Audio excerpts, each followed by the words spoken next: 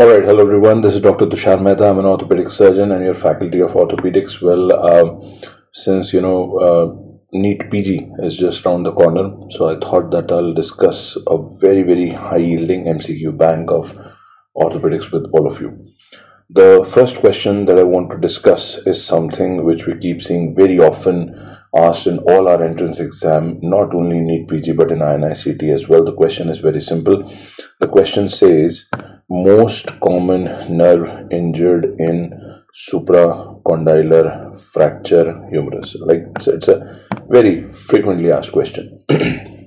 Friends, please try to understand that when they talk about supracondylar fracture humerus, you need to understand that whenever they talk about the most common nerve injury, you should know that the most common nerve injury in supracondylar fracture humerus will actually depend upon what kind of displacement are we looking at. So technically, there are four possibilities. First possibility, if they ask you overall, then most common nerve injury is anterior interosseous nerve, which is a deep motor branch of median nerve. If they ask you in posterolateral displacement, then it is the same, anterior interosseous nerve, deep motor branch of median nerve. If they ask you in a posteromedial displacement, then the answer has to be radial nerve. But if they ask you in anterior displacement, or what they call as volar displacement, then the most common nerve injury is ulnar nerve. Now please focus on this question because this is something which is very frequently asked, but now there is a catch-22 situation here. What is the catch-22 situation? Let me put it in front of you.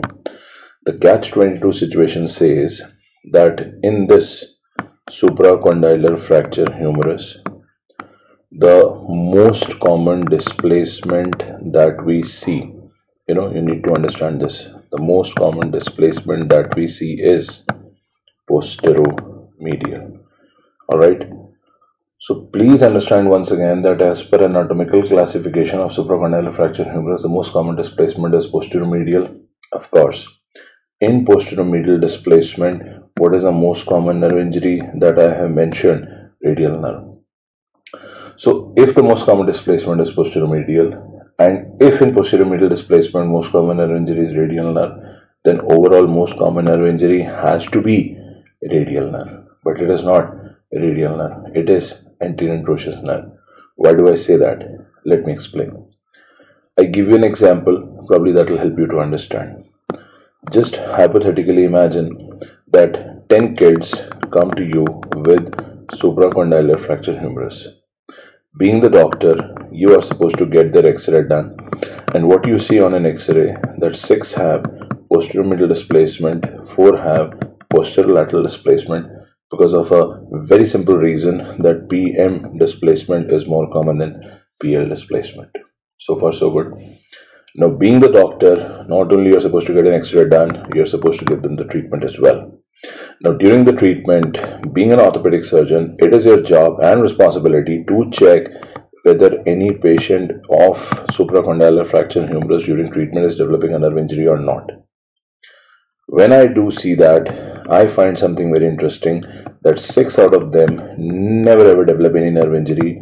4 of them, yes, they do develop a nerve injury, and those 4 cases, if I review their X-rays, I am shocked because 3 have PL displacement, 1 has PM displacement. So thereby I come to the conclusion, in supracondylar fracture humerus, I come to the conclusion that PM displacement is more commonly seen as compared to PL displacement.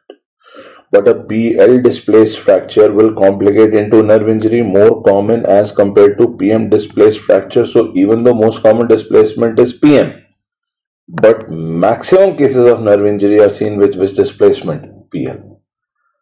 Even the most common displacement is PM, but maximum cases of nerve injury are seen with which displacement? PL. So coming back to the point, the maximum cases of nerve injury will be seen, which is seen with PL displacement. So what is PL displacement nerve injury? Anterior interosseous nerve. So I told you that maximum cases of nerve injury are seen with which displacement? PL. So overall, therefore, the most common nerve injury is anterior interosseous nerve. I hope it makes sense to all of us. So this is one aspect that we have discussed, along with a very interesting catch that all need to know. Now there is one more question which can be asked. See, please try to understand. We can produce an MCQ within an MCQ, or maybe a Viva question. So in your Viva, you can be asked that, okay, fine, student, you have made it clear to me that despite PM displacement most common nerve injury is not the one that we see with PM displacement, it is the one that we see with PL displacement, and we have understood the reason by this fundamental. But then further, a Viva exam, you can be asked a question that why in PM displacement we see a radial nerve injury. That too, when we know that radial nerve at the upper two-third, the junction of upper two-third and lower one-third of shaft of humerus, radial nerve crosses from posterior to anterior by piercing lateral septum. Like everybody knows, at the junction of upper two-third and lower one-third of shaft of humerus, radial nerve is crossing from posterior to anterior by piercing the lateral septum. So if the displacement is posteromedial, why the hell the nerve is being injured on the lateral side? See, please try to understand this very important thumb rule, that whenever we talk about a fracture, it's a fact that displacement of a fracture is decided according to the movement and direction of the distal fragment. But whenever we talk about the neurovascular injury associated with a fracture, they are always decided according to the movement and direction of the proximal fragment. So even though the displacement is posteromedial, still radial nerve injury is there. I will explain now. Displacement is decided according to which fragment? Distal fragment. So distal fragment is going posteromedially. So that obviously means that proximal fragment is going anterolaterally. So when proximal fragment goes anterolaterally, it is at that lateral border from where radial nerve is crossing from posterior to anterior, and therefore what one needs to understand that despite we have a posteromedial displacement, the most common nerve injury is radial nerve, because today we have come to the conclusion that neurovascular injuries are basically decided according to the proximal fragment, while when we talk about displacements of a fracture, they are decided according to the distal fragment. So these are the two very important thumb rules that we need to discuss. This is what I like to believe in, that not only I will discuss an MCQ with you, but I will see what is the maximum permutation and combination of MCQs that I can produce within that. So the most common nerve injury in supracondylar fracture humerus, of course you will mark the answer, the one that you know, that which is the overall most common nerve injury. It is anterior interosseous nerve.